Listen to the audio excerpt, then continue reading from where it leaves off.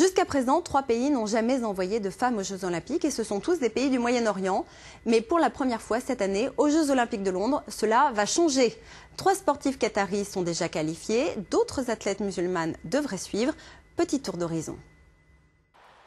À 17 ans, cette jeune nageuse est déjà entrée dans l'histoire des JO. Pour la première fois, le Qatar va envoyer des athlètes féminines à Londres cet été. Et parmi elles, Nada Arkaji. Dans la piscine olympique de Doha, Nada s'entraîne 2 heures par jour, 6 jours sur 7, car elle compte bien remporter une médaille.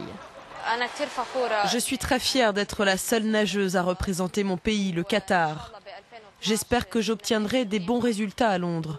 J'encourage les filles à continuer à faire n'importe quel sport, et en particulier de la natation.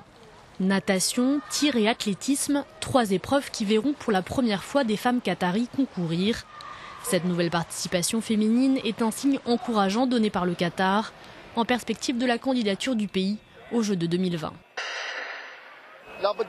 C'est très important d'inclure les femmes qataries dans le sport. Nous espérons avoir des clubs sportifs féminins, comme il existe des clubs masculins, et pas uniquement au niveau national. Mais nous devons créer des clubs et des sections spécifiques pour les femmes. Contrairement au Qatar, l'Arabie Saoudite n'a pas changé sa position. Cette jeune cavalière de 20 ans était pressentie pour devenir la première athlète à représenter l'Arabie Saoudite cet été. Mais la semaine dernière, le Royaume l'a affirmé, nous ne cautionnerons aucune participation féminine saoudienne aux JO. Seule exception, les saoudiennes expatriées qui pourront concourir hors de la délégation officielle. D'autres pays du Moyen-Orient autorisent les femmes à faire du sport à condition qu'elles respectent la loi islamique. L'Iran a une équipe féminine nationale de football depuis 2005, mais la FIFA interdit le port du voile durant les compétitions, privant ainsi l'équipe d'une qualification aux JO.